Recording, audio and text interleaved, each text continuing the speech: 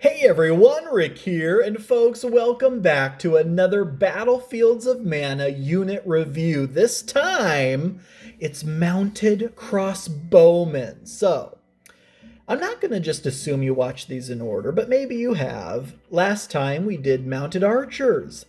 Just like in infantry form, crossbowmen in Battlefields of Mana are slightly better in some aspects, slightly worse in some aspects, but overall better than infantry archers. Same goes for the mounted versions. So mounted crossbowmen are better in some ways and worse in some ways than their mounted archer counterparts. Let's get right into it. First of all, what you're looking at is a unit of Regal Guard mounted crossbowmen. Let's also take a peek at Lunar Knight mounted crossbowmen. So here are the Lunar Knight versions. Absolutely love them as well. Here is their stat card. As always, the stat card has their own model and paint scheme picture, but of course, as always, the stats are the same. But what you're looking at is the Regal Guard variation, which I honestly prefer just because I love the more Renaissance colorful color scheme. Love the crossbow painted on the banner. Love the pose as well, holding the crossbows.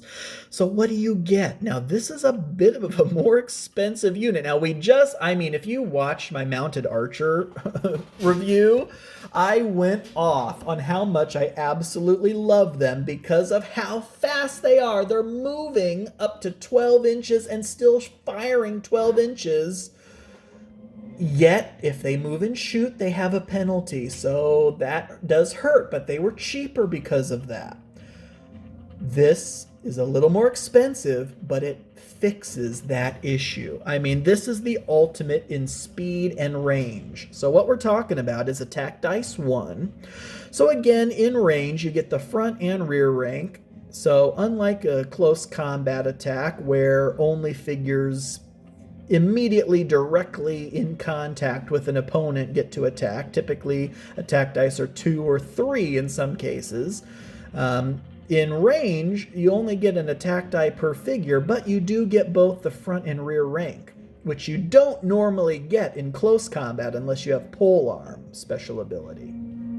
So in range, you get an attack die apiece. So assuming you haven't taken any casualties, one full unit of mounted crossbowmen, as you see here, would be shooting 6 dice. Combat strength, and this is where the big money points kind of comes into play, +1. You heard that right. When this unit of crossbowmen mounted fires their crossbows, they are rolling their 6 dice, and all of those dice are going to be +1 to whatever the result was you rolled. Now to counter that, -1 in melee. Just like with most of the other ranged units, don't get them in close combat. They're pathetic in close combat. They're rolling dice and -1 to those results in melee. But at range, they're all +1. Now, they're only armor value 1, so it only takes 2s or better for an opponent to hit them. And when the mounted crossbowmen are rolling for defense, against range, they're just straight up die rolls. But when they're rolling defense against melee, they're also -1. So just keep your ranged units out of close combat. Now, crossbows, the trade-off is they are stronger in combat strength, but they have a slightly shorter range. So they're a slightly shorter range, but they pack a harder punch. Range of 8. But movement is a 6. That means they can move 6 and shoot 8 or move 12. But wait, they also have nimble. We'll get to that in just a second. Initiative bonus of +2. So that's not bad at all. +2 initiative means that when rolling off to see who goes first in melee, you roll a d6, your opponent rolls a d6. Each of you adds your unit's initiative bonus, and then you see who goes first. Higher goes first, ties are simultaneous. So initiative bonus of +2 is not bad, because we've seen foot archers, foot crossbowmen, initiative bonus of only a +1. So mounted versions are better on initiative. Health is still a 2 as normal. So every figure has 2 HP, which means every 2 wounds the unit takes is a casualty, or 2, which is so freaking awesome. Like I always say, I love the fact that we can remove individual figures from a unit. Okay, so in addition to those stats, also the abilities. So again, they are nimble, which means they get 1 extra free movement action. This is where I went crazy when talking about the mounted archers, because they had a movement of 6. So nimble means you get 1 free movement action, which means you can move 6, move 6 again, and then for these mounted crossbows, still shoot 8 more inches. Or you can move all 3 times. Normally, you can move once and then engage in a combat action, or forego the combat action and move twice. Not for these units with nimble. With nimble means you get to move once, you can move a second time, and then still engage in a combat action. You get 1 free movement action. So these crossbows can either move a full 18 inches if they want, or they can move 12 inches and then still fire 8 more inches. That's 20 inches total. That's basically anywhere on a 2-foot by 2-foot battlefield. That's absolutely insane. And they do have the move to fire penalty. However, move to fire again means if you move in the same turn that you then shoot, it's a -1 to your attack dice.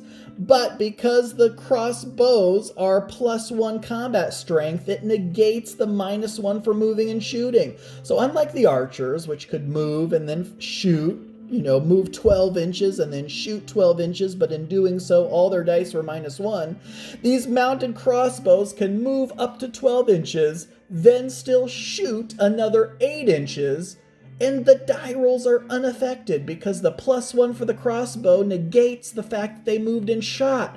Or move up to 18 inches and then sit there, and then for the rest of the game, just fire away with a +1 to all your combat dice. I mean, it's just absolutely fantastic. But how much does that cost? It does cost 4 points. That's kind of a decent amount of points there. So, mounted archers, of course, were 3 points. Mounted crossbows with that +1 combat strength are 4 points. But consider that, especially in higher point games of maybe 30 points, you can afford to have a couple units. Think about that. Think about having multiple units of mounted crossbows shooting up the battlefield, firing at will. I mean, my God, it's just an ideal situation. So again, I love mounted archers. I love mounted crossbows. All right, folks, that'll do it for our unit review of Mounted Crossbowmen in Battlefields of Mana. Thank you all so much for watching. I do truly appreciate it, and until next time.